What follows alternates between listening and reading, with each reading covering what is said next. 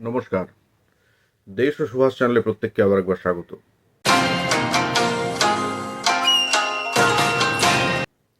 আজকে আমরা আলোচনা করব দেশবন্ধুর স্বাস্থ্যের ভাঙন এবং ফরিদপুর কংগ্রেসে তার বক্তৃতা এবং সুভাষচন্দ্র সহ অন্যান্য রাজবন্দীদের কারামুক্ত করার জন্য তার আন্তরিক প্রয়াসের কিছু গল্প। এই আলোচনা করতে গিয়ে যে গ্রন্থের সাহায্য আমি নিয়েছি তা দেশবন্ধু চিত্তরঞ্জনের নিজের কন্যার লেখা অপর্ণা দেবীর গ্রন্থ মানুষ চিত্তরঞ্জন। সুভাষচন্দ্রের গ্রেপ্তারিতে যেন চিত্তরঞ্জনের ডান হাত কাটা পড়ল। এই দুর্বিপাকে গান্ধীজি, মতিলাল নেহেরু কলকাতায় দেশবন্ধুর সাথে দেখা করতে এলেন। কলকাতায় এসে তারা বুঝতে পারলেন স্বরাজ্য দলের যে অসম্ভব প্রভাব তাতেই ব্রিটিশ সরকার বেশ ভয় পেয়েছে। দেশবন্ধুর বাড়িতে একটি বৈঠক করে মহাত্মা গান্ধী কয়েকটি বিবৃতি দিলেন। তার মধ্যে উল্লেখযোগ্য ছিল অসহযোগ আন্দোলন সাময়িক স্থগিত রাখা হবে, খদ্দর পরা ও বিদেশি বস্ত্র বর্জন কংগ্রেসের মূল কাজ রূপে বিবেচিত হবে এবং স্বরাজ্য দলের কাজই আপাতত কংগ্রেসের কাজ বলে গণ্য করা হবে। স্বরাজ্য দলের কার্যকলাপ পরিচালনার জন্য অর্থ সংগ্রহের দায়িত্ব স্বরাজ্য দলের ওপরেই ন্যস্ত থাকবে। সুভাষচন্দ্রের গ্রেপ্তারে দেশের মনোভাব উপলব্ধি করে তৎক্ষণাৎ অর্থ সংগ্রহের জন্য দেশবন্ধু কাজে নেমে পড়লেন। সেই ভার একরকম তিনি নিজের হাতেই তুলে নিলেন, কারণ সুভাষচন্দ্র থাকলে তিনি এই কাজটা করতেন।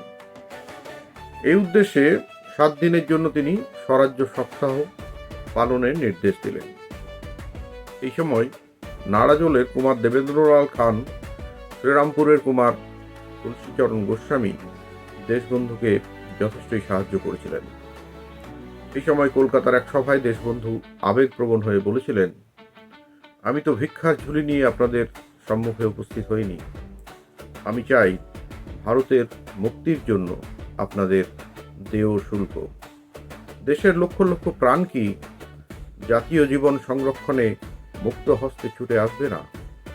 আমাদের এই দুঃসাধ্য সংগ্রামে কি বিজয়লক্ষ্মী আমাদের করতলগত হবে? আমি চিন্তা করে পাগলের মতো হয়ে যাচ্ছি।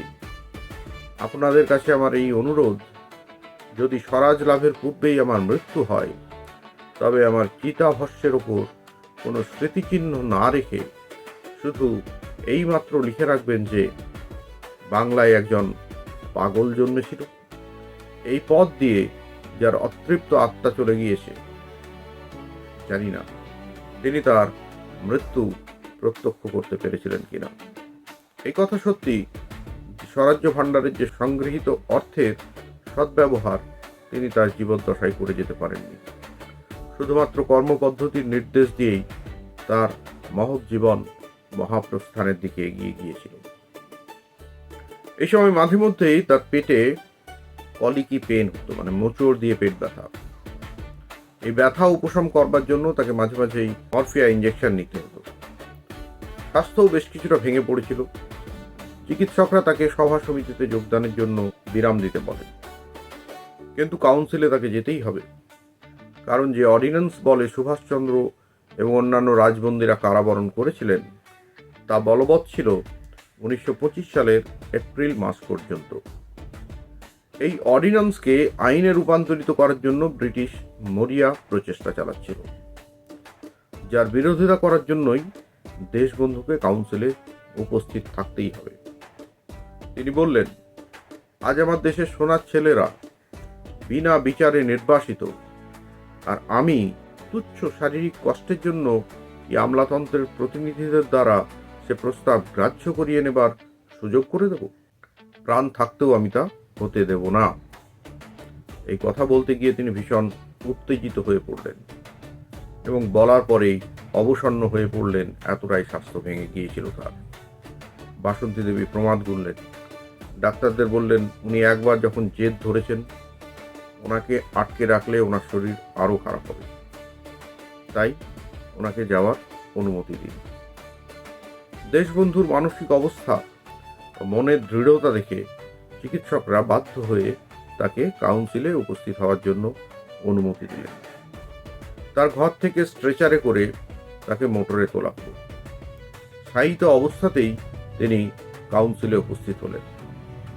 সেদিনের সভায় গভর্নর নিজে সেই অর্ডিন্যান্সকে আইনে রূপান্তরিত করার সমর্থনে এক দীর্ঘ বক্তৃতা দিলেন এবং সরকার পক্ষে হিউ স্টিফেনসন তা সমর্থন করলেন। দেশবন্ধুকে এমন অবস্থায় দেখে তার বিরুদ্ধ গোষ্ঠীও স্বতঃপ্রবৃত্ত হয়ে দেশবন্ধুর পক্ষে ভোট দিলেন। ভোট গণনার সময় দেখা গেল 63 জন সদস্য অর্ডিন্যান্সের বিরুদ্ধে এবং 57 জন পক্ষে ভোট দিয়েছে। দুর্ভাগ্যবশত দেশবন্ধু জয়ী হলেও গভর্নর তার অতিরিক্ত ক্ষমতা বলে এই অর্ডিন্যান্স বিলকে আইনে পরিণত করে ফেললেন। এই সময় একটু সুস্থ বোধ করলে দেশবন্ধু কিছুদিন পাটনায় থাকলেন। পাটনায় যাওয়ার আগেই তিনি তার শেষ সম্পত্তি রসা রোডের বাড়িটা ট্রাস্ট ডিড করে দিলেন দেশের নারী জাতির কল্যাণে। এই বাড়ি ট্রাস্ট ডিড করার পর একদিনের জন্য তিনি আর সেখানে অবস্থান করেন। মেয়ে অপর্ণাকে বলেছিলেন, তোর বাড়িতে একটু থাকতে দিবি? এই কথা শুনে চোখে জল এসেছিল অপর্ণা দেবী। কিন্তু বাসন্তী দেবী মেয়ে শ্বশুর বাড়িতে থাকতে রাজি হলেন না। এমত অবস্থায় চিত্তরঞ্জনের বাল্য বন্ধু অ্যাটর্নি পিসি কর বিশপ লেফ্রয় রোডে তার ফ্ল্যাট বাড়ি ছেড়ে দিলেন। পাটনায় একজনের মধ্যস্থতায় আবার গভর্নমেন্টের সাথে একটা আপোষ নিষ্পত্তির কথা তিনি চালিয়ে যাচ্ছিলেন, কিন্তু শেষ পর্যন্ত তাও ফলপ্রসূ হলো না। পাটনা থেকে কলকাতায় ফিরে 30 এপ্রিল 1925 সালে তিনি ফরিদপুর রওনা হলেন। 30 এপ্রিল হতে 4 মে পর্যন্ত তিনি ফরিদপুরের প্রাদেশিক কংগ্রেস সম্মেলনে অধিবেশনের জন্য থাকলেন। কিন্তু এবার বাসন্তী দেবীও তার সাথে ফরিদপুরে গিয়েছিলেন। ফরিদপুর সভাপতির ভাষণে তিনি বললেন, আপনারা বুঝিতে পারেন যে একটা জাতির ইতিহাসে স্বাধীনতা লাভ করিবার পথে কয়েক বৎসর মাত্র ব্যবধান খুব বেশি সময় নয়। আমার আন্তরিক প্রয়াস এই যে সমগ্র প্রজাশক্তির মধ্যে একযোগে একটা বিরাট অহিংসামূলক গভর্নমেন্টের বিরুদ্ধে অবাধ্যতার আবহাওয়া সৃষ্টি করা। কিন্তু ধর্মযুদ্ধে কুরুক্ষেত্রে মহাবীর গান্ডীবী যেমন সর্বপ্রথমেই পশুপাত করেন নাই, মহাবীর কর্ণও যেমন সর্বপ্রথমেই তাহার একাগ্নি অস্ত্র ব্যবহার করেন নাই, কোনো বীরই তাহা করেন না, আমরা তেমনি আমাদের শেষ অস্ত্র সর্বপ্রথম ব্যবহার করিব না।